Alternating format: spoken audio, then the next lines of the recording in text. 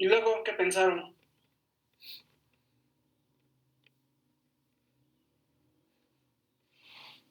Tengo instrucciones de no reiniciar el curso hasta que les den un repaso de métodos numéricos. A ese grado llegamos.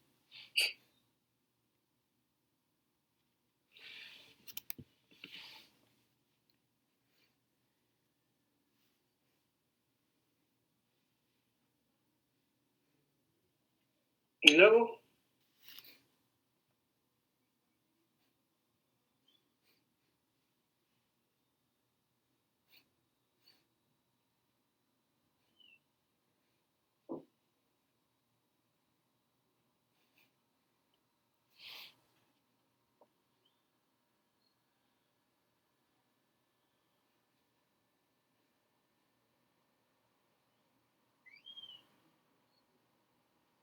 digan algo, ¿no?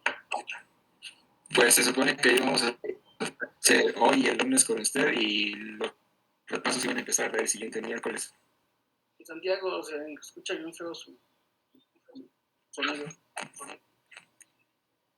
Pues se supone que íbamos a tener clase hoy y el lunes con usted y que el miércoles se empezaban los repasos. ¿Ah, sí? No, pues yo creo que mejor hasta que no estén nivelados. No sé, no tiene sentido. Ya está el temario. A ver. ¿Ya leyeron el temario?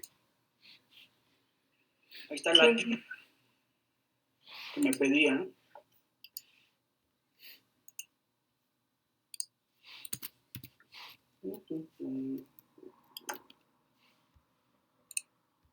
Sí, ahí está la guía o temario, como le quieran ver. Bueno, problema de muchos cuerpos, aproximación de Oppenheimer, modelo de Thomas Fermi, es una introducción de teoría funcional de la densidad, teoremas de Hohn-Cohn, ecuaciones de Cohn-Sham, funcionales de correlación de intercambio, energías de intercambio LDA, local density approximation, gradiente general, GGA, sobrepotenciales, definición, clasificación y clasificación de sobrepotenciales, aplicaciones, propiedades estructurales, propiedades electrónicas, propiedades vibracionales. Entonces, aquí está, el curso usaremos Quantum Expresso de la página. Ya les había dicho que hay una tolerancia límite de entrar en clase en línea para tener hecho examen. Ojo, es necesario tener 80% de asistencia en el curso y 90% de tareas entregadas por cada parcial, ¿sale? Si en el de aquí al segundo parcial hay 5 tareas, tienes que tener al menos 4, ¿no? Y tener una falta, ¿no? Más o menos. Y bueno, van a haber 5 exámenes parciales que van a contar 70%, tareas 20%, ay, aquí se me fue, tareas 20% y asistencia 10%. El promedio fue general, hay un examen final cuando el alumno no tenga un mínimo de 75. O sea, para pasar el curso tienes que tener 75. Si no obtienes el 75, bueno, la participación es obligatoria, ¿no? El examen se va a notificar 2 clases antes, para que no exista sorpresas. Bueno, por ejemplo, si tú sacas 75, quedas exento del examen final, porque hay un examen final, ¿no? Y si sacas menos de 75, vas a presentar un examen final, en donde, en la fecha que se indique, que indique el secretario académico de la facultad, ¿vale? La calificación de este examen final es la definitiva. Ya en el examen final, no se toman en cuenta tareas, ni, ¿qué más dije? Ni exámenes especiales. En ese examen final te juegas en todo por esto. ¿Ok? ¿Dudas? Las tareas van a ser individuales, no va a haber proyectos de equipo, todo es tarea individual. ¿Dudas de esto? Yo con respecto a las tareas pasadas, ¿esas van a seguir teniendo el porcentaje como se demostró ahorita? Claro. Ok, perfecto. De hecho, el primer parcial ya fue el de la semana pasada. Sí, nada más quería saber si se iba a evaluar de la misma forma o si va a haber diferentes porcentajes porque no sabemos eso. Vamos a ver. Sí, está bien, sí, está bien su pregunta. Pero bueno, ahí está el temario, ahí está la guía. Pues bueno.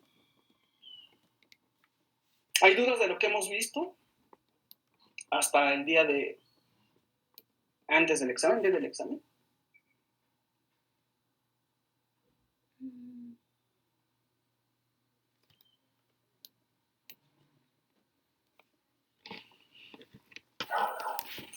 Profe, yo tenía una duda de, bueno, que me surgió al leer el Szymanski. Dice que cuando se llega al cero absoluto no es correcto decir que la temperatura es cero, porque se le está atribuyendo algo microscópico, una cantidad macroscópica. Entonces, ¿por qué se dice que la termodinámica no puede ser tan individual?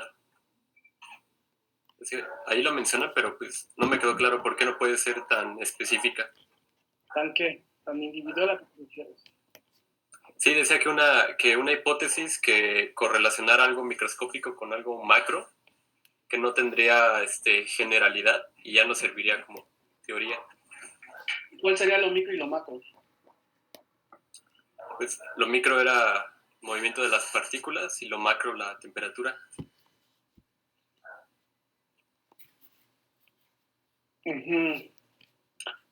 Bueno, no existe el cero absoluto porque es una escala. ¿Sí? De hecho, no hay una temperatura mínima, porque hay escalas, Fahrenheit, Celsius y Kelvin. Simplemente sabemos la segunda ley de la termodinámica cuando la temperatura tiende a cero, la entropía tiene que ser mayor o igual a cero. O sea, es un indicador de línea de tiempo. Para sistemas reversibles tiene que ser igual a cero, mayor o igual a cero. Entonces, otra forma de ver la segunda ley te dice que la capacidad calorífica tiende a cero cuando la temperatura tiende a cero. Entonces, en el régimen cero es la parte microscópica. La respuesta de lo que tú me estás preguntando tiene una respuesta cuántica. Bueno, ya no sé si responder así, porque la neta, hacerlos pensar, porque luego hasta derechos humanos lo van a caer, ¿no? Pero yo supongo que esto lo vieron en cuántica. O sea, lo que usted pregunta es correcto. Y la respuesta es meramente cuántica. Y tiene que ver con el concepto de capacidad calorífica.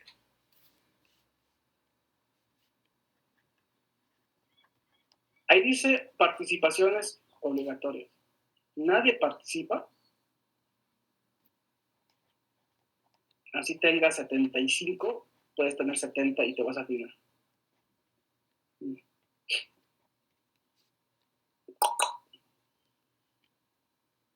Paula, ¿qué piensa usted? ¿Cuál sería la respuesta cuántica? ¿Y para qué quiero ver eso? Qué bueno que tocaste. Ahorita me correspondes, Paula. ¿Para qué quiero ver? ¿Para qué les dejé ese temario que aparentemente es basura mi tarea, ¿no? Y que no sirve de nada? Pero la pregunta que hizo el compañero, ¿cómo te llamas? David. Ajá, David. David, es interesante. Ahí está, hizo el resumen y algo le cayó, algo le llamó la atención. Ok, quizá lo olvidaste en termodinámica, que ya te lo mencionaron, pero en cuántica se menciona, y se vuelve a mencionar en estado sólido.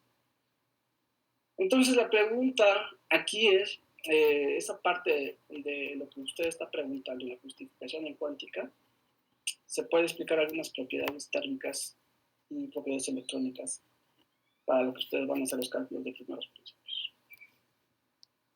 Por eso insisto en el repaso de primaria de cuántica y de termodinámica. Entonces, muy bien, buena pregunta. Ahora sí, ayudemos al compañero David a responder la pregunta. Paula, ¿qué piensa usted? ¿Cuál sería el argumento cuántico? ¿Y por qué no podemos compaginar el mundo microscópico con el mundo macroscópico? Pues en parte creo que tiene que ver con, como mencionaba en el libro, las propiedades que son visibles de las que no lo son. Microscópicamente hablando, no sabemos qué es lo que está pasando nada más por verlo, pero macroscópicamente sí podemos darnos una idea. Entonces yo creo que lo que cambia en ese sentido es que algo se tiene que estudiar en el microscópicamente de manera más profunda con otro tipo de análisis. ¿Y qué significa ver, Paula? ¿Qué significa qué, perdón? Ver, tú dices ver. Pues me refiero como con los ojos, o sea, el fenómeno que se presenta. Sí, pero ¿a qué se refiere de ver? Paula dijo algo interesante, ver. ¿A qué se refiere eso, Karina? ¿A que sea observable? ¿Y cuántas variables conoces de observables? Pues son demasiadas, son muchas. Y dígame cuáles. ¿2 al menos?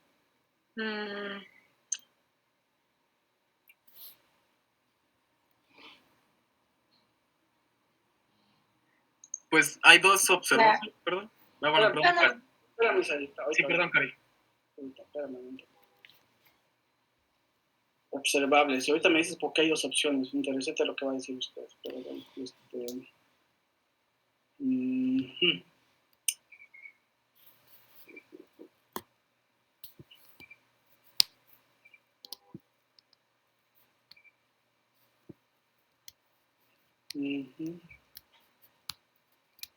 ¿Cómo se llama el compañero que tomó la palabra la clase pasada? Yo, Okay. ¿A qué se refiere? Dígame 2 observables. Bueno, pues en los repasos que habíamos hecho, teníamos, por ejemplo, la energía cinética, energía potencial. Y con respecto a lo que comentaba David, lo que yo tengo entendido, cuando se da una introducción a lo que es la termodinámica, primero se estudia a gran escala, porque porque así surgió como el estudio de la termodinámica con la ley de los gases ideales, pero a partir de lo que es la termodinámica estadística, como que ya se empezó a incluir estos aspectos microscópicos. Dígame qué aparato mide la energía cinética y la energía potencial. Dígame un aparato de medición.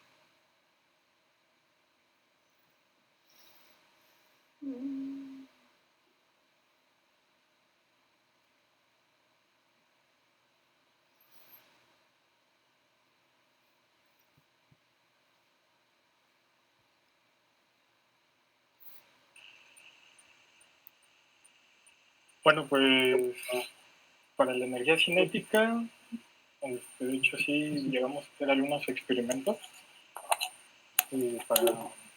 para calcular. Yo recuerdo que hicimos una especie de que fue en física 2, creo.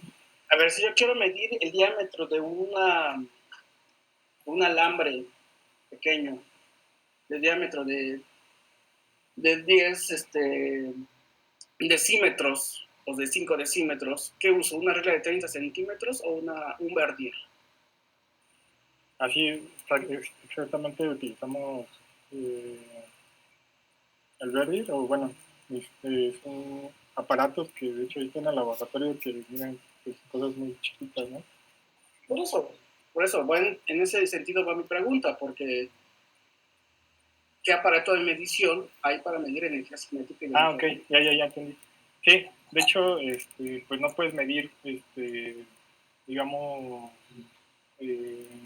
yo creo que lo que se refiere es que teniendo, por ejemplo, en un cuarto mucho gas, no puedes medir cada una de las partículas, ¿no? O bueno, creo que eso se refiere. Ya revolvió, y tiene un error. La termodinámica no nació con los gases ideales.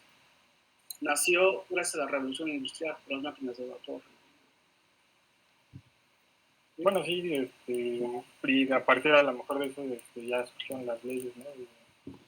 Bueno, entonces no tiene nada que ver con las partículas, porque Paula dijo algo interesante, lo que podemos ver, ¿no? Y bueno, ahí ya se patraqueó y dijo Paula, con los ojos, bueno, pero los ojos traducidos en un laboratorio son aparatos de lentes. Doctor, ¿puedo contestar esa pregunta? Espérame, permítame. Entonces David dijo lo que podemos ver. Y Karina dijo que son las observables. Por eso le pregunté a Karina qué observables conoce. Le pregunté a usted y usted me dice que es la energía cinética y la energía potencial. ¿Son o no son observables?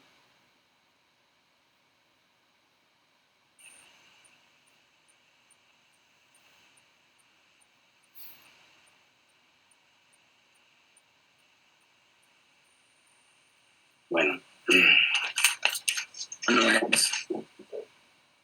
No sería porque lo que vamos a medir, digamos, va a ser como tal, como dijo, lo que podemos ver, ¿no? Y, digamos, lo que vamos a ver o poder interpretar, a lo mejor sería la temperatura o algo así. Ok, primero Isaí y luego Daniel Guerrero, ¿no? En este orden, porque dio la palabra a Isaí. Ok. ¿Qué fecha es hoy? 10 de febrero, ¿eh? Sí, hoy es 10. Isaí.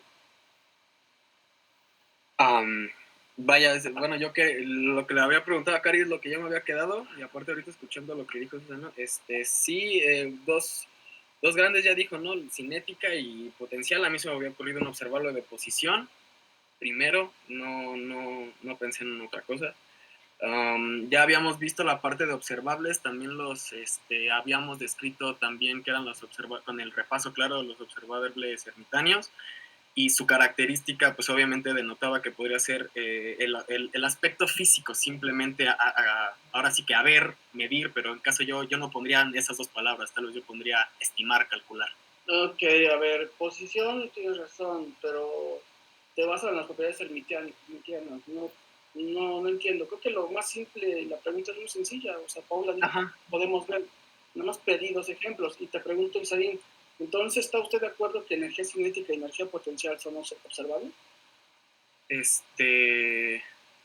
Son resultados del observable hamiltoniano, y de ahí sale los operadores de la energía cinética y la potencial. Sí, ¿son o no son? Creo que no me he explicado, no, creo que he preguntado qué es un observable y que me dé los ejemplos. ¿Son o no son? O sea, ¿cómo salen? No sé, o sea, pues ya esos son... No son observables. Pues es que en física clásica serían cosas que podemos observar y ver o medir, y pues tiene usted sentido en la pregunta de si se puede medir la energía cinética o no. Entonces no serían observables, porque según tengo entendido, las observables pues pueden ser como posición y velocidad.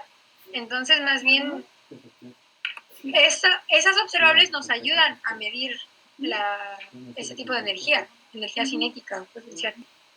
De hecho va de la mano, ¿no? Entonces el observable cinética nos daría la velocidad, y el momento, con el momento tendríamos el observable de la posición. Y en cuántica pues sería más distinto, ¿no? Por ejemplo, no sé si se usaba, creo, para medir o tratar de ver el spin, lo de las matrices de Pauli, me parece. ¿No? Dígame cómo se miden las matrices de Pauli. Dígame el aparato.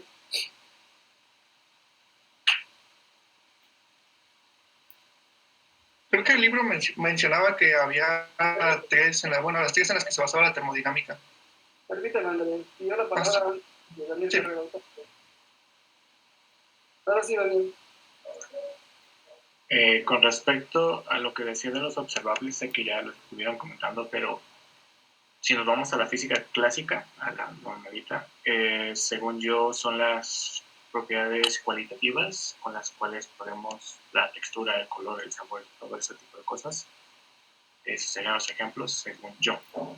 Ahora, con respecto a la energía cinética y a la energía potencial que comentaba el compañero Sosa, según yo, no son observables, porque eso ya se necesita un aparato con el cual medir y el cual te va a dar resultados. Tercera, pidió lo de matrices de Pauli, si no me equivoco. Sí, ¿no? Creo que era cómo se medían las matrices de Pauli. Yo no me tiro de matrices de Pauli, aquí la comentó la compañera Karina para argumentar su respuesta de las observables. Yo sigo con la primera pregunta. Vale, pues es eso directamente. Yo me quedaría con eso, las propiedades cualitativas, las cuales te dejan saber color, olor, oler, y se ven a simple vista o tacto. Sería todo. ¿Sabor qué más? Color, sabor, olor, textura, utilidad, estado físico, magnetismo, no sé. Ok. Sabor. Digo, un aparato para medir el sabor. ¿Y como para qué sirve? En este caso yo implementaba estas características desde lo que sería el cuerpo humano como la medición. O sea, no utilizar ningún aparato extra, simplemente nosotros. Ok. Andrés López. Sí. Ah, no. Creo que era Iván Andrés, perdón. Sí. Ah, que están juntos. El libro menciona que la termodinámica se utilizan la presión, la temperatura y el volumen. Son las tres. ¿Y eso qué es? Son las observables que se pueden... El libro menciona que se pueden percibir mediante nuestros sentidos, pero también se pueden utilizar aparatos de medición para cada una de ellas. Ah, ¿y dónde entra las matrices? ¿No dice ahí matrices de Pauger, olor, sabor, ni algo? No. Ah. Paula, ¿puede usted medir presión, volumen y temperatura? Sí, Ahora sí lo puede ver, ¿no? ¿Cómo mide la temperatura? con un termómetro. Ok, ahí está el aparato de medición. Bueno, que aquí una corrección, compañero Andrés Iván. No es que lo diga el libro, puedes agarrar otro libro de los mormones y puede decir que eso es por el nombre Espíritu Santo, ¿no? Me refiero a que es cuando el libro dice, ahí cambia tu forma de pensar, porque no es que lo dice el libro. Es una ciencia basada en leyes fundamentales. Entonces, en la experiencia y en los hechos, ahora sí, como dijo el compañero Daniel Guerrero, pues en la experiencia, ahora sí, del humano, pues se basa en los tactos, en el sentido, en el olfato. Y de alguna manera todo eso se complementa en entender los fenómenos físicos, ¿no? Temperatura, ¿cómo sabes? Un termómetro básico, bueno, ahorita Paula me dijo con un termómetro, y hay formas, muchos termómetros, ¿no? Pero un termómetro básico, ¿cuál es? Tu mano, tu dedo, ¿no? Tú no vas a una barra de metal que está en el fuego, pues te vas a quemar y vas a saber que está caliente. Cuando agarras un hielo en la mano, te va a quemar o te vas a enfriar. Entonces, ahí está lo que dijo el compañero David Guerrero. Sí, es en efecto, pero a lo que me refiero es que sí, el ser humano ya ha venido trabajando con esos conceptos, por lo tanto, ya se pueden sintetizar o se pueden responder los fenómenos físicos con esas observables macroscópicas, que son temperatura, volumen y presión. Son cosas que puedo manipular en un laboratorio. Entonces, creo que en ningún momento menciona la energía. Entonces, ustedes digan si la energía cinética y la energía potencial son observables. No son. No. Pero como dijo Isaí, sí, indirectamente puedo medir la energía cinética, porque yo conozco la masa de la partícula y su velocidad, puedo conocer su momento, ¿no? De alguna manera. Entonces, puedo conocer su momento. ¿Vas a decir algo, Marina? ¿Sí? Bueno, entonces, pero seguimos en el punto de la pregunta de... ¿Ya te naciste, David? Sí, aquí estoy. Ahí sigue David. ¿Qué pasó? Bueno, yo quería decir sobre la pregunta que había hecho David, de por qué era diferente. ¿Sí me escucha bien? Sí. Ok. Pues en lo que había estudiado de estado sólido, pues la ley de Dulong-Petit, ellos propusieron la constante de igual a 3 NK, pero esto de la capacidad calorífica solo se podía medir la temperatura pues a temperatura ambiente. Entonces después Einstein se dio cuenta que los sólidos a bajas temperaturas son incapaces de mantener este calor, entonces por ende empiezan a vibrar menos y no se puede cuantificar. Entonces en el modelo de Einstein el átomo está en un sitio del cristal y él lo toma independientemente a los demás y después él asume a estos los llama como osciladores armónicos para poder como cuantificarlo, y entonces él empieza a tomar estos valores. Y se me fue. Ok.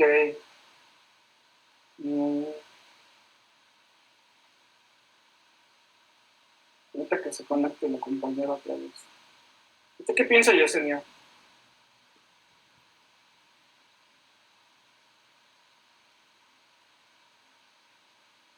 Sí, disculpe, es que se me entrecortó y no escuché muy bien. ¿Usted qué piensa de la discusión que tenemos acá? David necesita irse a dormir con la respuesta.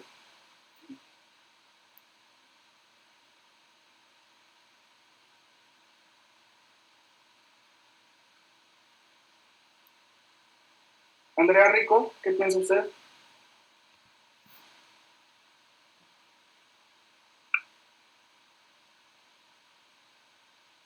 ¿Sí está?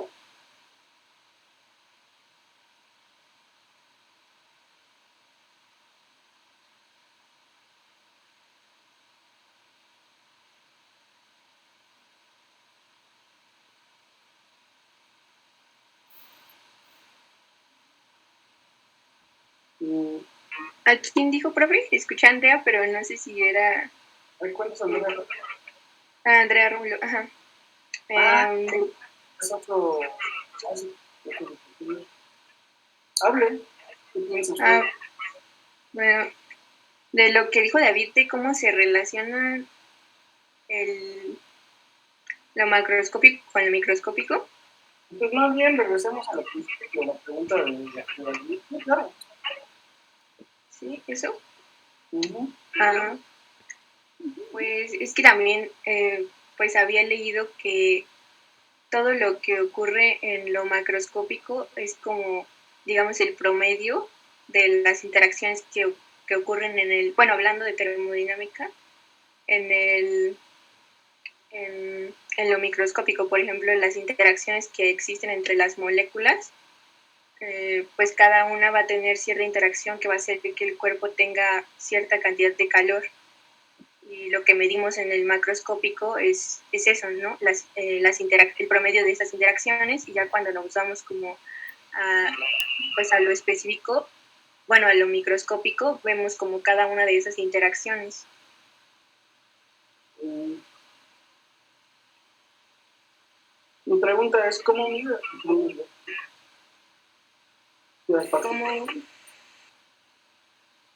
¿Cómo? Sí.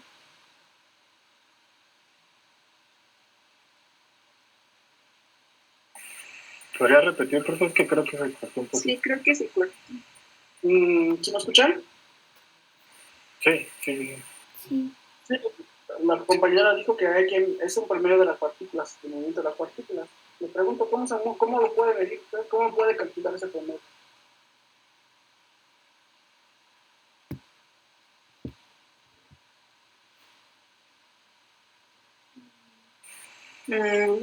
Pues...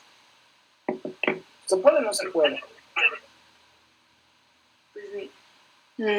Pues, por ejemplo, la temperatura, pues la podemos medir con un termómetro, pero no sabría cuál es...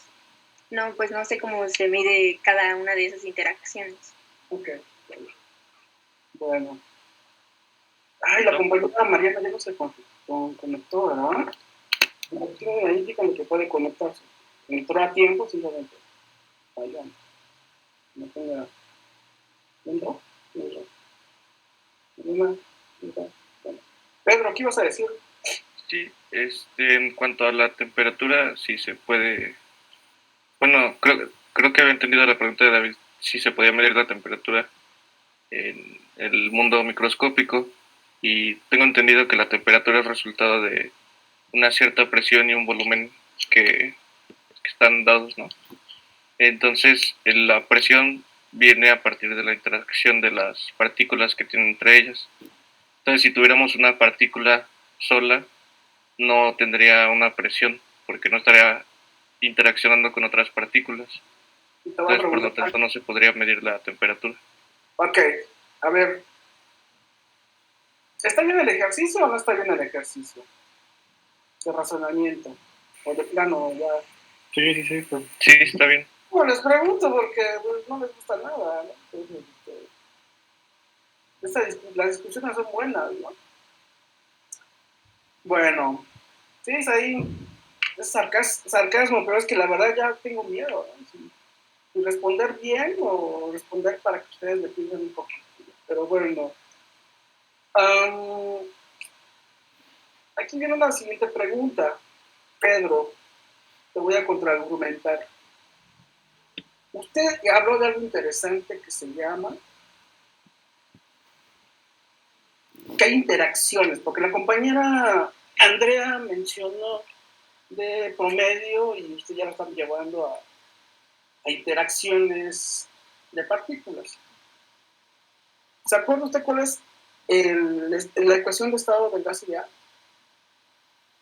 PV igual a nRT. Ok. Presión, volumen, número de moles y R, que es la constante química, y la temperatura. Esa ecuación de estado presenta tres observables: presión, volumen y temperatura. ¿Por qué tenemos entonces la temperatura si el gas ideal no hay interacción?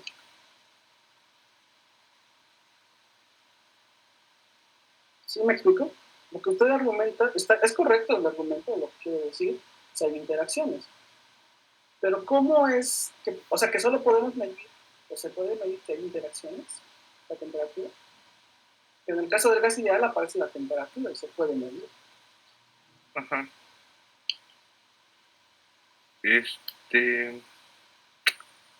Pues no sé, déjeme pensarlo tantito. Nada más no se me esfuerce porque luego se cansa. Entonces, está bien.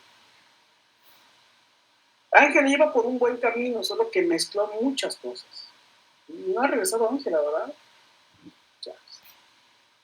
Bueno, le mandé mensaje y no le llega. A lo mejor se le fue el internet. Puta. Sí, está bien. Ah, ya entró.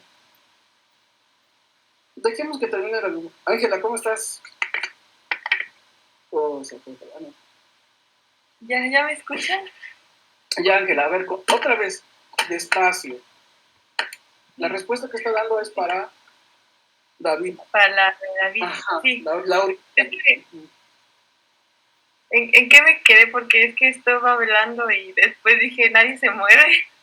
Échale. Nadie. Desde el inicio. Okay.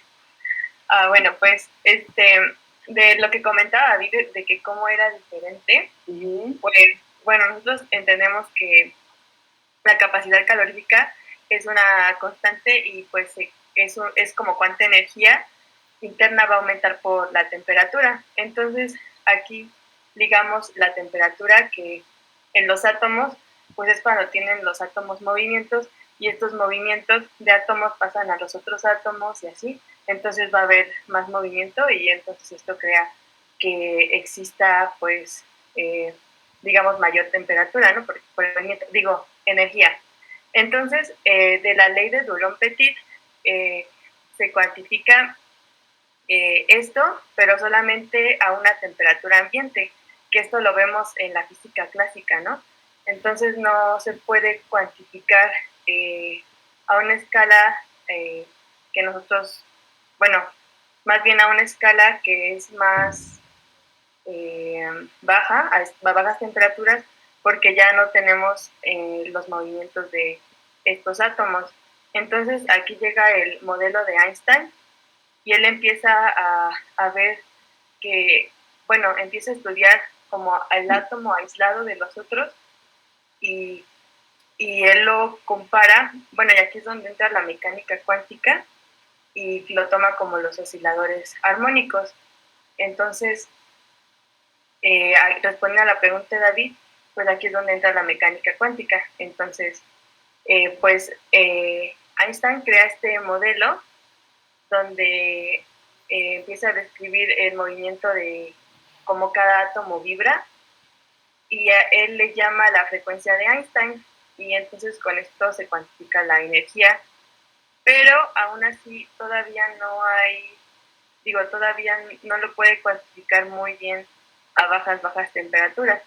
Y aquí es donde entra el otro modelo que vimos, que es el de Debye, que aquí ya empieza a tomar otro tipo de, bueno, empieza a cuantizar las ondas, los fonones que son las vibraciones en un estado sólido, y ya esto lo cuantifica mejor. ¿Me quedó claro, David? Ay, no. Pues así se relaciona, ¿no? La capacidad calorífica con, pues, un fenómeno microscópico como la oscilación de los átomos. Me está trabando otra vez. No. Bueno, hay varias preguntas. Parcialmente hay un punto a favor, o sea, medio lo quiso explicar, pero el problema acá es que maneja conceptos y mi pregunta es si tiene los conceptos. Dulac Petit, ¿por qué es? ¿En dónde se aplica? ¿Cómo se obtiene? ¿Para qué sistemas son válidos?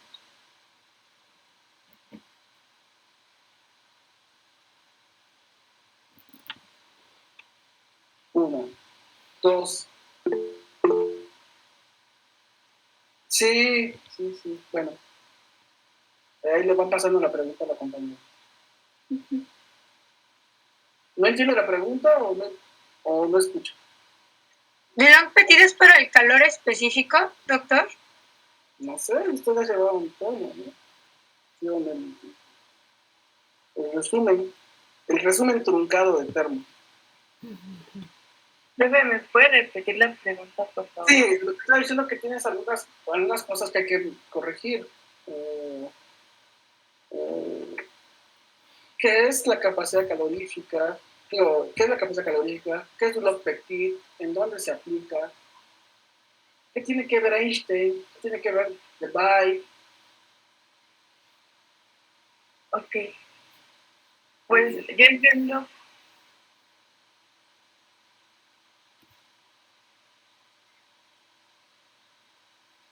Para empezar, respóndame esto básico.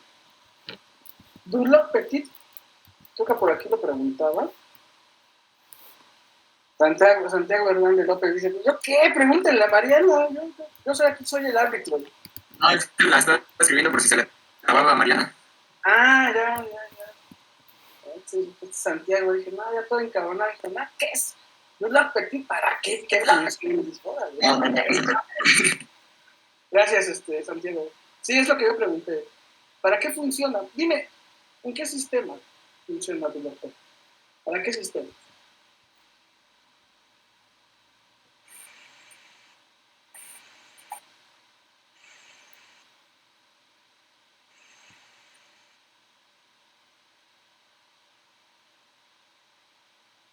Es pregunta para Mariana y para todos, ¿eh? O sea, Mariana fue lo que mencionó, pero que también pueden contraargumentar ustedes, ¿no?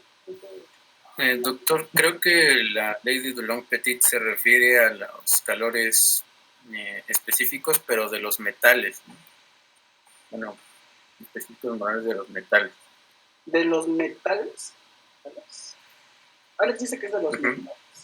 Bueno, creo que va enfocado más hacia el sólido, ¿no? Y... Sí. Ajá, bueno, sí, a los sólidos. Ojo, aguas. No es lo mismo metal que el sólido. Siempre queremos relacionar sólido contractante, ¿ok? ¿Pero qué me dice físicamente? O sea, lo que usted explicó, Mariana, con sus bemoles está más o menos. Pero si un niño de primaria y secundaria le pregunta, oye, ¿pero por qué? Lo que preguntó David es muy básico.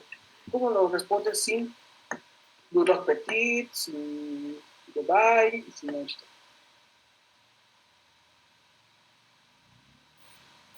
Pues se menciona que al cero absoluto, bueno, si se llegara,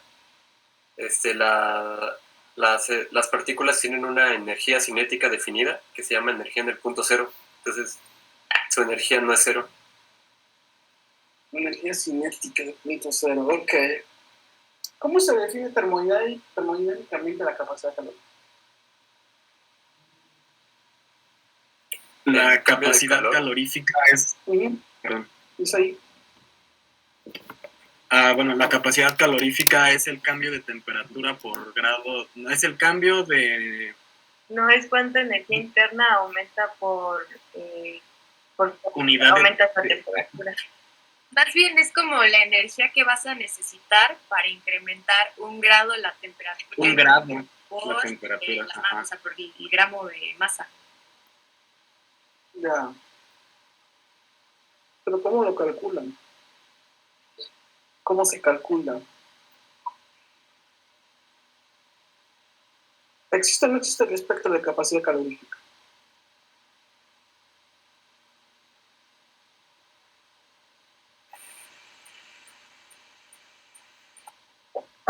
Se podría usar el modelo de Debbie, tengo entendido. Ese modelo de Debbie. No sé.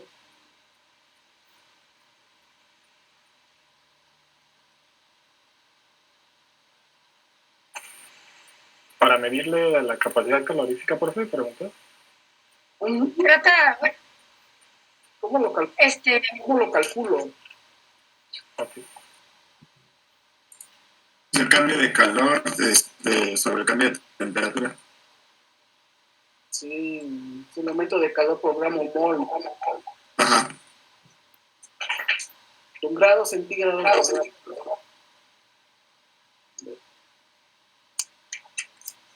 Sí, pero la pregunta es ¿cómo lo calculo? O sea, ¿qué necesito saber de ese sistema? La capacidad calorífica es una propiedad intrínseca de todos los sólidos gases. Bueno, yo recuerdo que también con eso hicimos como experimentos para calcular esa parte. Olvídate del experimento ahora. Ya sé que lo harás. ¿Cómo lo calculo en mi libreta? Debes de tener pues dos como calores, uno bueno, son energías, una es más grande que la otra, como una que se transfiere y otra que se recibe. Ay, a ver, Y abajo ¿cómo se define matemáticamente la capacidad calorífica? Pues, se tiene...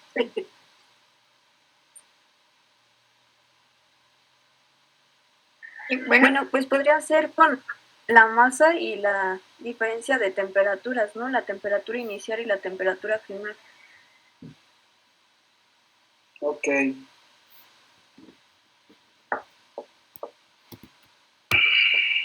No sé cómo voy a preguntar. Creo que tiene que ver con lo que decía Mariana con lo de Boulogne Petit, o bueno, ya enfocándonos como a lo sólido. Yo recuerdo que en mi curso de termodinámica, antes de ver Boulogne Petit, me definieron que era la capacidad calorífica, que en física 2 se ve muy bien eso. Pero ya en tu curso de termodinámica ya lo ves como una ecuación. ¿Rubén? Sí, diga. La misma pregunta. Calcular la... ¿Con la constante de R, perdón? Perdón. A ver, Rubén, venga. Sí, bueno, lo que estaba tratando de recordar era se usaban unas integrales y unos coeficientes para poder obtener a cierta temperatura exacta capacidad calorífica, ya que en casi todos los materiales, solo hasta cierta temperatura comienza a ser estable. Lo que no puedo recordar sinceramente es la ecuación exacta, pero tiene que ver en cómo está moviéndose las partículas dentro de la red del sólido, esa capacidad. Eso es lo que me puedo acordar ahorita. Ay, carajo, está muy avanzado, la verdad. Son derivadas parciales, ¿no? ¿Más? ¿Por qué? Creo que la general es la derivada parcial del calor. El cambio del calor con respecto a la temperatura, y ya cambia si el proceso es a presión o volumen constante. Si esa presión constante es la derivada parcial de la entalpía con respecto a la temperatura, y si esa volumen es la derivada de la energía interna. ¿Qué es la entalpía?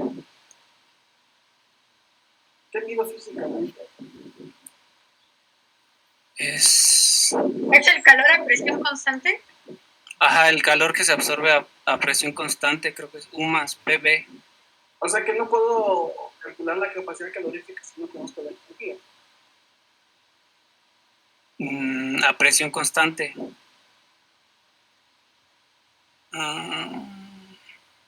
Sí. Pues sí, si el proceso es a presión constante, si no conoces Bueno, seguiría siendo el cambio del calor con respecto a la temperatura. ¿Ese calor cómo es?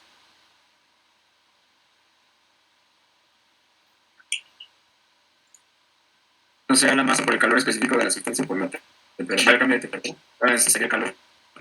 ¿No entraría la primera ley de la termodinámica y la ley del gas ideal para poder calcular el calor? Okay. ¿Se dan cuenta ya bien cómo nos desviamos? Ay, no más pregunté qué era estamos con el argumento de Mariana y nada más pregunté qué es la capacidad calorífica, ¿no? Y cómo se define matemáticamente. Ya me echaban todas las definiciones, que calor, temperatura. Alguien dijo derivadas parciales y metió una entalpía.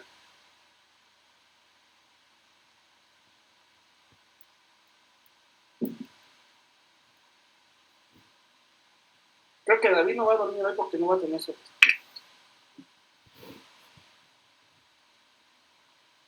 Y sí, y lo que dijo Mariana ya nos un poquito más lejos.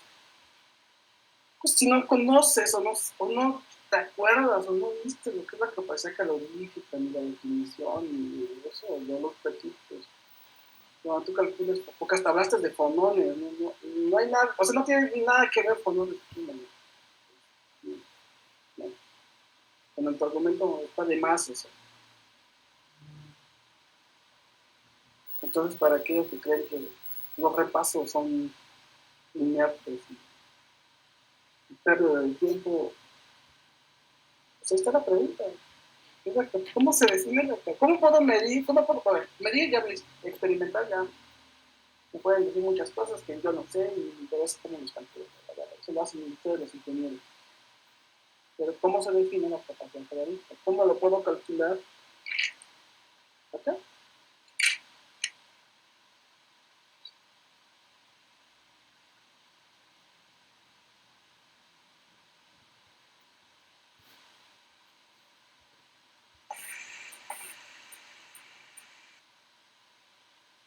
Pues es el cociente entre la cantidad calorífica que se transfiere a algún cuerpo y el cambio de temperatura de este.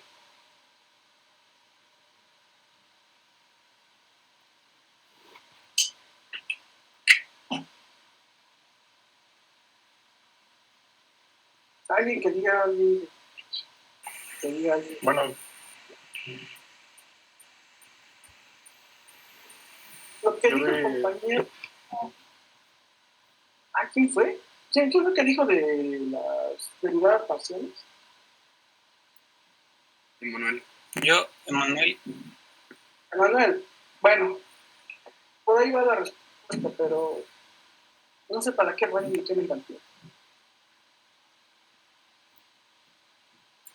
Yo tengo la definición respecto al, como lo mencionó por último esta Marianita con lo del modelo de Einstein. Sí, retomando lo que dijo Manuel, sí es una derivada parcial de la energía interna respecto a la temperatura. Depende, obviamente. Ajá. Y tengo que es respecto a unos modos, los modos vibracionales que tomaba Einstein, era como 3 MkB, y de ahí teníamos que utilizar unas consideraciones de la concentración de Planck, ¿no? Y ahí teníamos eso. Y ahí ya tienes hasta la mitad. Mandé.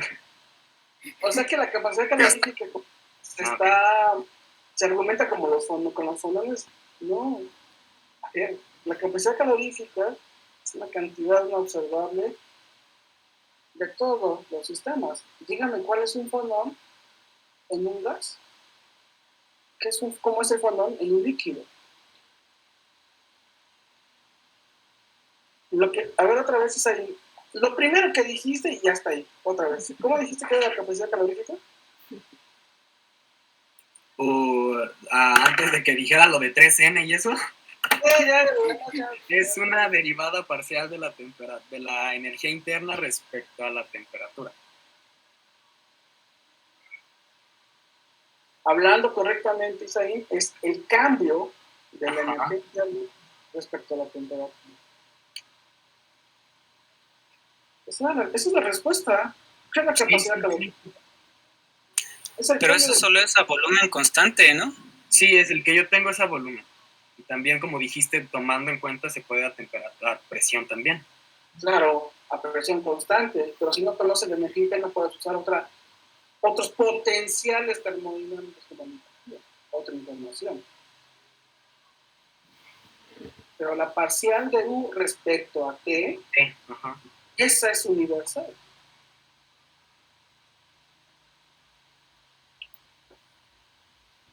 Ahora, ¿qué me dice esta ecuación? Me dice cómo cambia la energía interna, cambia respecto a la temperatura.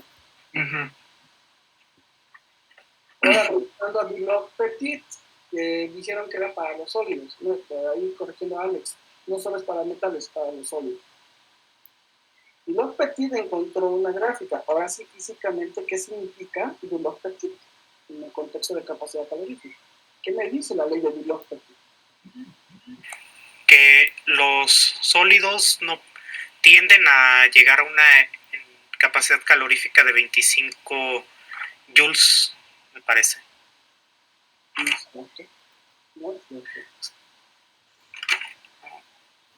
25 joules sobre mol Kelvin. No sé, puede ser 3.1416 Kelvin, puede ser 1 por 10 a la menos 28 Kelvin. No es un número.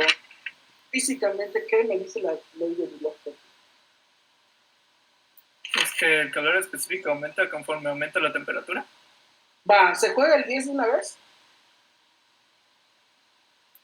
No. De hecho, Alex, interesante, ahorita me acordé de algo. Dijo los metales. ¿Cómo es la capacidad calorífica de los metales y de los sólidos? ¿Cuál es la diferencia de ambos?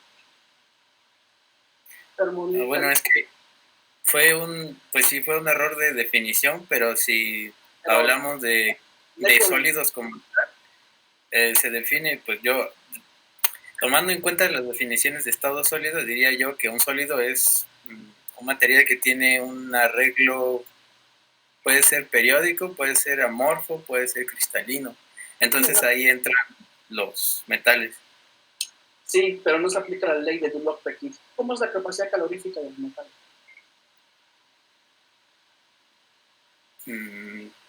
No lo desconozco. ¿Cuál es la diferencia con Dirac-Petit? Ahora sí, Dirac-Petit físicamente, ¿qué nos muestra en la gráfica? ¿Qué pasó, Alberto?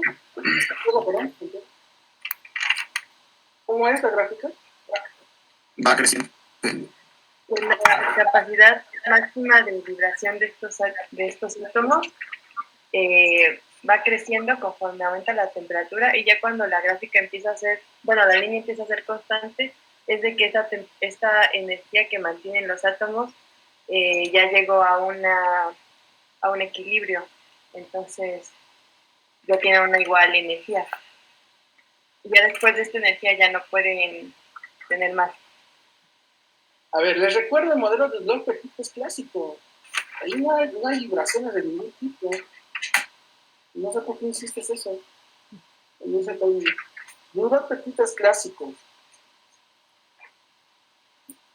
Es que supone que lo de Debye es para explicar las... Así dice, cómo influyen los fonones en las propiedades térmicas, ¿no? De los materiales. Wow. No, de Debye. Todavía no. Primero defíname qué es Dulong-Petit y luego hablemos de fonones, ¿no? Físicamente, ¿qué me dice Dulong-Petit?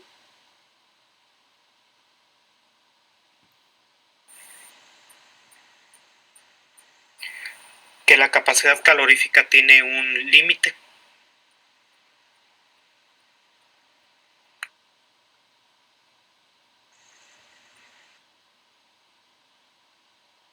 ¿Santiago nos a decir algo? Es que sí, ¿no? Porque no tiene un límite, porque si va a aumentar un grado, pues tiene que aumentar su capacidad, a lo que necesita. Pero, pues como Dulong-Petit es para explicar cómo se comporta esa capacidad calorífica a altas temperaturas. ¿Cómo se comporta? Pues, como dijo Mariana, la gráfica va siendo creciente hasta llegar a un punto. Y ahí que llegamos a este punto, pues ahora sí ya tenemos que usar otro modelo para seguir explicándolo.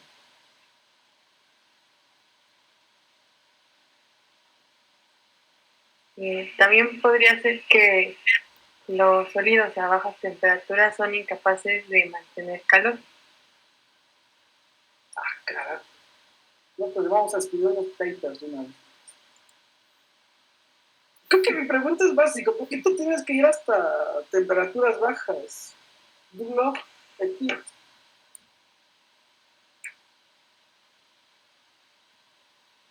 Pues es que dependiendo de la temperatura va aumentando el calor específico, pero no como linealmente, sino de acuerdo a una curva, y llega un punto en donde los materiales como que se aproximan, bueno, a una temperatura.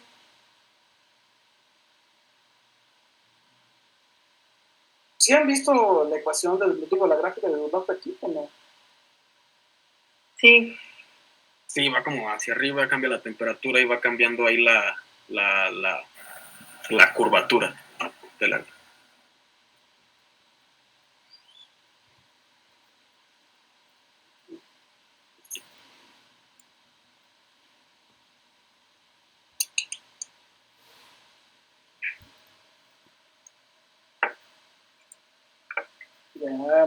Ya.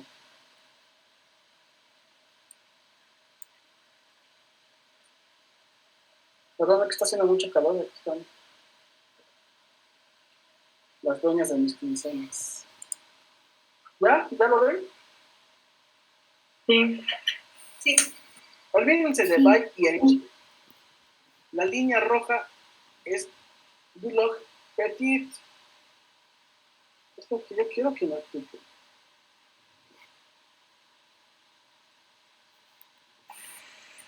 ¿Qué significa esa línea?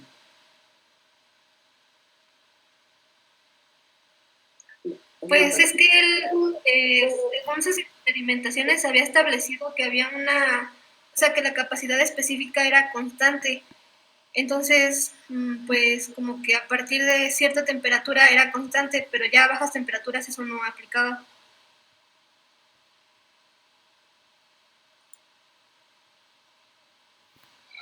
¿Quién dijo eso? Yo, Citlali. Vamos a ver, repito la pregunta. Que él establecía que no recuerdo cómo se llama, como la capacidad específica era constante a ciertas temperaturas, pero eso no aplicaba a bajas temperaturas. Sí. Bueno. Y a bajas temperaturas el argumento es otro, que es lo que yo de alguna manera explicando, preguntando a David. Y ahí ya aplicaría lo de Debye y lo de Einstein. Bueno, ahorita no sabemos. Mire. Primero, explícame qué es Dulac Petit. En la gráfica que mostré, Rubén, hay un límite. Bueno, lo que es de Dulac Petit parecía un límite en el eje Y. O sea, estaba constante. Bien un límite. Yo digo, se asemeja a un límite, pero solo estaba ahí constante. Esa línea. Ok, quizá a lo que te refieres, y ahí cuida lo que quieres decir, porque te enredan mucho, quieres decir mucho, pero a la vez te complicas. Y si le haces defensa de tesis, te vas a meter en problemas. Cuando tú te refieres a un límite, significa que hay un límite de la capacidad calorífica y después es constante. Cuando tú dices un número, a mí no me interesa si es 24, 25, 26, 8, 10, 3.14, 16. Ahí se entendería que ahí se para. Dulac Petit me está diciendo que para los sólidos la capacidad calorífica cuando aumenta su temperatura es constante. Es todo, señores.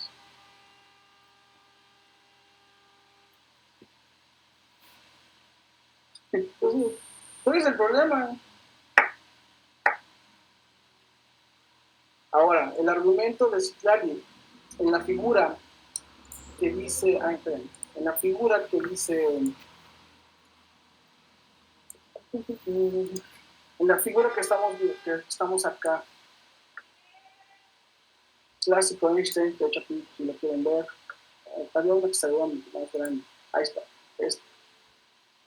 Dulac Petit dice, está escalado, no me interesa, pero conforme aumenta la temperatura, la capacidad calorífica es constante. Físicamente, ¿qué significa? Que hay un límite, como dijo Rubén, en donde si yo le aumento la temperatura, ya no va a haber un cambio en su energía interna, porque la capacidad calorífica es el cambio de la energía interna respecto a la temperatura. Matemáticamente es la parcial de U respecto a T. ¿Está claro? Ahora, eso es lo que me dice, y esa ley es Dulac Petit y es clásica. Aquí no hablamos de que si las moléculas vibran, no me interesa, Dulac Petit no sabían de eso. Esta gráfica, esto lo que ven acá, ¿es experimental o teórico? Teórico. Teórico, ok. ¿Quién más comparte la opinión de Dulac? Yo. ¿Quién es yo? No. Isaí. Isaí. Este es teórico. ¿Y cómo sería el experimental entonces? El modelo de Dulac Petit, ¿no?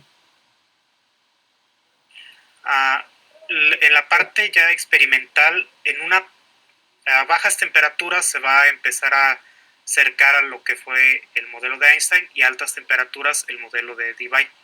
O sea, va a empezar a, se podría decir, saltar entre los dos modelos, lo experimental, pero se va a aproximar. A ver, siento que ¿por qué mezclan cuando la pregunta básica es, ¿es experimental? ¿La gráfica que vieron es meramente teórica o sí se puede observar experimentalmente? Sí se puede observar experimentalmente. Claro, claro que sí. La gráfica que presenté, hay ciertas capacidades caloríficas de manera experimental.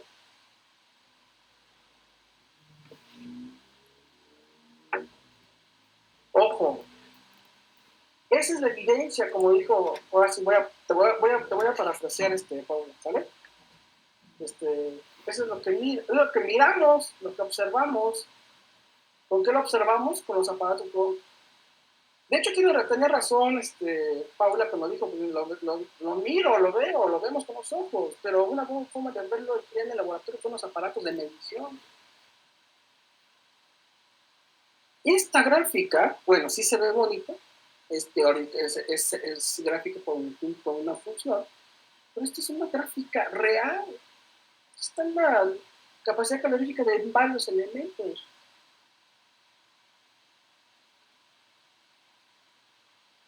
Ahora, Dulong-Petit, en el modelo de Dulong-Petit clásico, esta región es la que se podía explicar con la mecánica clásica. Pero esta es la parte experimental que no se podrá explicar con la física clásica. Pero esto aparece no necesariamente a cero, sino que aparece el comportamiento, porque los aparatos de medición o el experimento que estás haciendo o que se hacían, vas bajando, hay un límite, porque en los aparatos de medición no puedes llegar al cero absoluto. Pero en esos momentos, en esa época, lo enfriaron tanto que aparentemente va bajando. En esta región, por el punto 6 más o menos, en esa región que está escalado, no se vayan con la idea de que, el punto 6 no. El punto 6 es una escala de aquí, no sé cómo está graficando. En esta región punto 6 o punto 7, ya no podían bajar la temperatura, podían bajar la temperatura hasta por acá. Y se le ajusta a una función y ven este tipo de comportamiento. O hasta aquí llegan, porque no puede llegar al cero absoluto. Pero la física clásica dice, no te puedo explicar con la mecánica newtoniana. ¿Qué está pasando? Pues sí, llegó Einstein y explicó por qué este es el régimen meramente cuántico. Resulta que para bajas temperaturas, la física que trabaja es la mecánica cuántica. Ya lo demás de Wien no me interesa ahorita. Entonces, por eso, lo que preguntaba inicialmente David fue, ¿cómo relaciona la parte macroscópica? No se puede relacionar la parte macroscópica con la parte microscópica, pues está muy difícil. No hay una teoría. De hecho, se está buscando hoy en día teorías de unificación de la física, de todas las fuerzas naturales. No se sabe cómo actuar. Quieren unir la gravedad con la cuántica. No se puede. Teóricamente hay mucho trabajo sobre ello. ¿Qué pasa realmente? Posiblemente hay una brecha que no conocemos los físicos. Esta es la parte macroscópica y esta es la parte microscópica, pero no hay una teoría en sí que pueda explicar todo el fenómeno. Lo que sí puedes hacer es que con el modelo de Einstein, con un límite a temperaturas altas, obtienes Dulong-Petit. Pero con Dulong-Petit, haciendo temperatura cuando te tiende a cero, no tienes nada. Entonces no puedes tener un modelo universal para que explique la temperatura tiende a cero y la mecánica, la física clásica o la parte clásica. Y otra cosa, ¿por qué tiende a cero y no es negativo? Eso me recuerda a la segunda ley de la termodinámica. ¿Quedó claro la respuesta, David? La estoy procesando porque... ¿Qué no te quedó claro? No, sí, me quedó claro que cuando el de Einstein tiende hacia temperaturas altas se llega a la ley de Dulong-Petit. O sea, sí. No lo voy a ver. Y el de Dulong-Petit no se puede hacer lo contrario, que a bajas temperaturas explique ese cambio en de energía. No explica la gráfica real, la física real, el experimento real.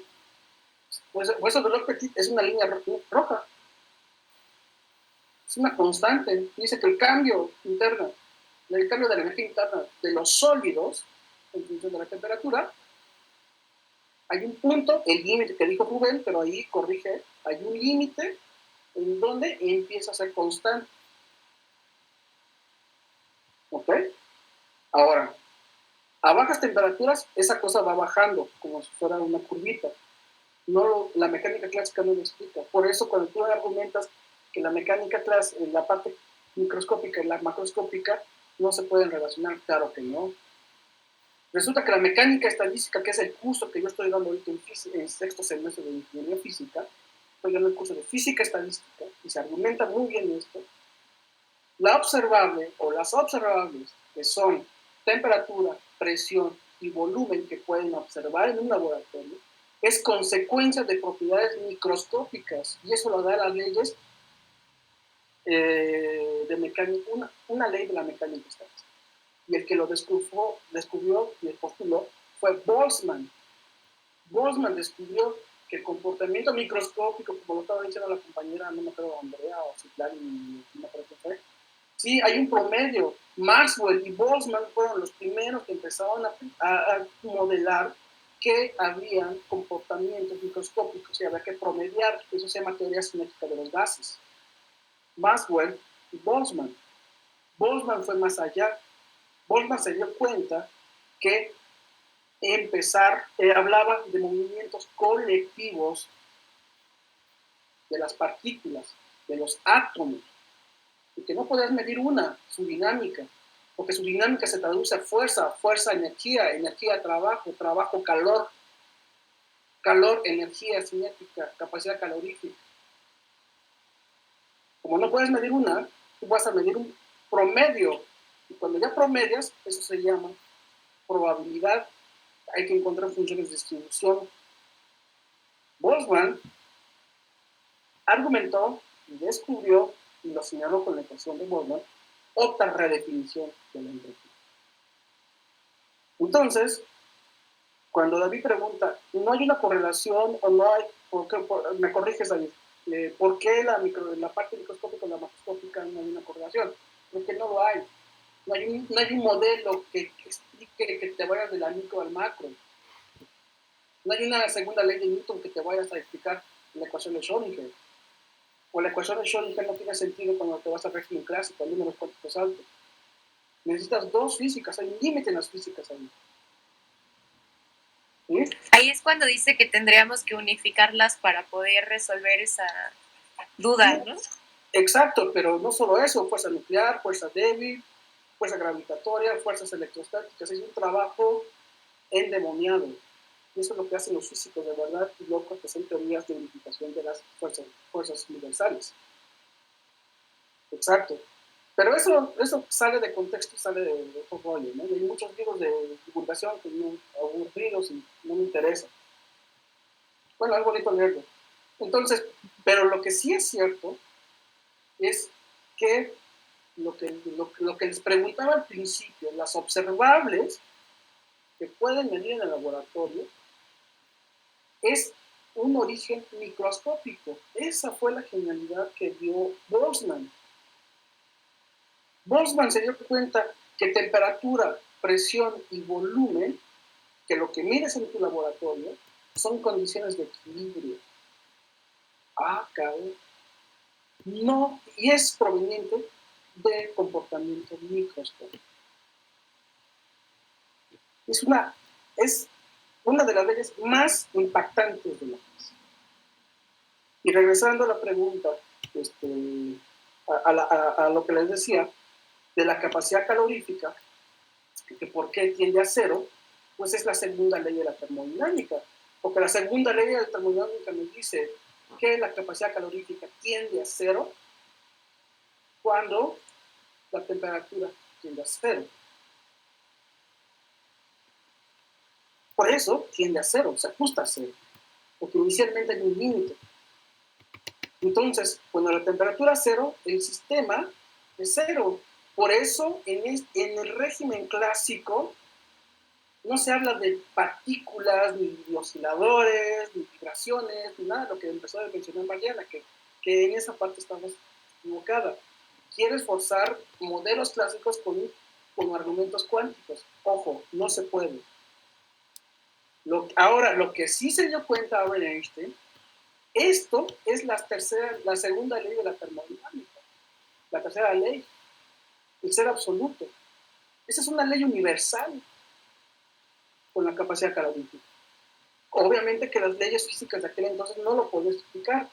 Ahí fue cuando Albert Einstein, con el modelo de los sólidos, de la capacidad calorífica de los sólidos, se dio cuenta que este arreglo, los sólidos a nivel microscópico se pueden ver como pequeños resortitos.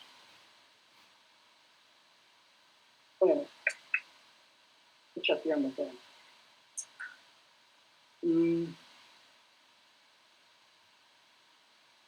Ok, cristal.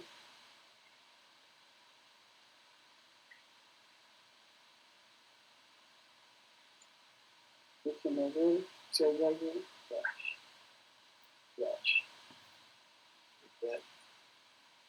Cuando quiero buscar algo no sale. Pero bueno, aquí está. Okay.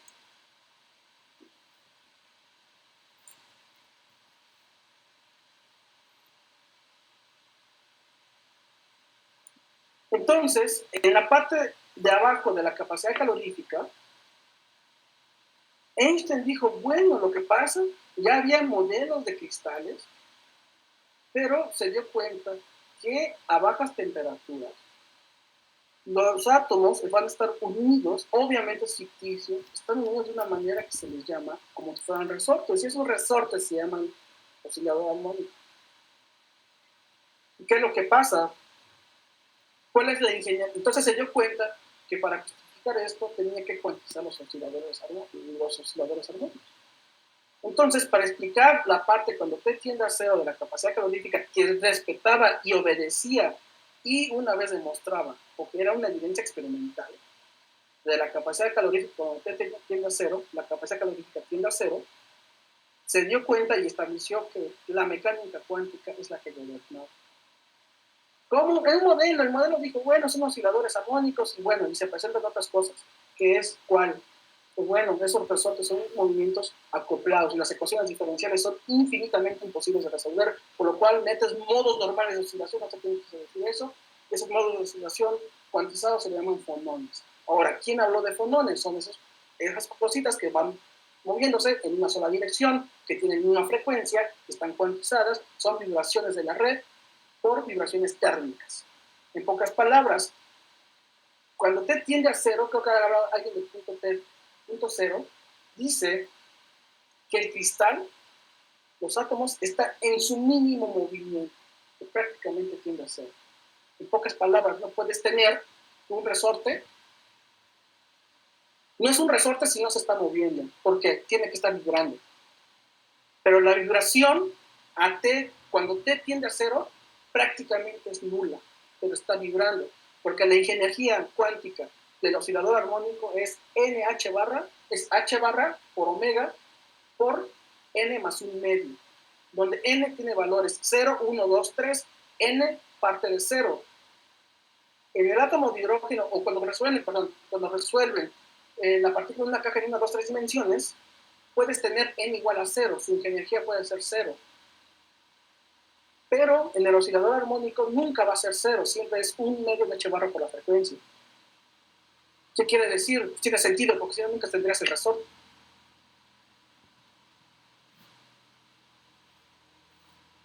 Entonces, esa es la razón por la que puede estar el estado n igual a 0 para el oscilador armónico. Claro, nunca es 0. Siempre tienes que tener un resorte. Sí, pues es como la premisa, ¿no? Se basan de que es un resorte y solo es un resorte si vibra. Ahora, cuando vas aumentando esa temperatura, esto está vibrando más, un átomo le va afectando al otro. Entonces, los fonones que se van moviendo y se encuentran a la misma frecuencia, esos átomos en la red ya se les llama fonones, ¿no? Entonces, es la primicia, como tú dices, ¿no? Pero Einstein lo único que logró fue que solo demostró el modelo de Einstein, que argumentó que para la temperatura cero, cuando tiene a cero la capacidad calorífica es cero, argumentó que necesitamos cuantizar los osciladores armónicos. Esa fue la virtud de oscilador armónico, del modelo de Einstein. Y demostró que a temperaturas altas cumple con el modelo de Debye. El problema era que cómo crece la capacidad calorífica. Esa cosa crece como T al cubo. Ya Debye ya propuso un modelo, pero viéndolo con la parte experimental. y es donde nacen los fonones, o los conceptos de fono. Bueno, lo que les platiqué, lo de Boltzmann, Maxwell, no tienen por qué saberlo. Pero si se dan cuenta que me llevé 1 hora solo por conceptos básicos, ¿qué es un observable? ¿Qué es capacidad calorífica? ¿Y qué es Dulong Petit?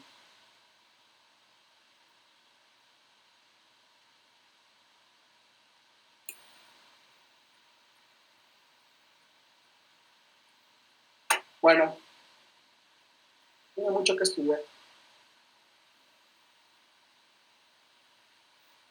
Entonces, por eso dejaba tareas de termodinámica, a veces sin sentido, porque hacia allá íbamos. Ok. Pues bueno, mucha suerte en su repaso de métodos numéricos. Y Mariana, bien las respuestas, pero organiza más, ¿no? Y para todos. No metan cosas que no van. Como el compañero que dijo de la parcial de la entalpía. Yo te agarro que es la entalpía. ¿Para qué lo meto? Aguas con eso, ¿no? Sí. No es regaño, simplemente está bien, pero... Sí, es que me cuatratupé ahí con... Está bien. Vas con lecturas, pero te estás adelantando. Y creo que aquí es conceptos fundamentales, como capacidad calorífica, el modelo de Dulong Petit. Pues me dice que el modelo de Debye me dice que para los sólidos, cuando aumenta la temperatura, su energía interna va a ser importante, ¿no? Es como las transiciones de fase. Las transiciones de fase del agua, sólido, gas, gas, ¿no? Es una capacidad calorífica, luego son como escaleritas, ¿no? Sí, se ve el calor latente y bla, bla, bla. Claro, y esas son las transiciones de fase. Y el último, ¿cuál es? Constante. ¿Dónde? En el gas, porque ya no tiene entero. O sea, ¿qué pasa, pues? Ese es mi punto, pues. O sea, hacia allá los quiero llevar. Hacia allá es donde yo los quiero llevar. Pero bueno, y, ¿qué les iba a decir? Ya se me fue la onda, no sé qué ibas a decir ahí. No, está bien. Me gustaría decir que como comentario, esta manera de la clase está más viable. Los apuntes se guían, y como dice usted, hay que seguir. Esto no es de mañana. Quién sabe, no sé, ya tengo otras instrucciones. Va. Esto era lo que vengo haciendo siempre. Y así ya he llevado mi curso todos los semestres. Pero bueno, me avisan cuando acaben su cursito de esto y bueno. Chao, adiós. Bye. Gracias, Héctor. Nos vemos. Gracias, hasta luego.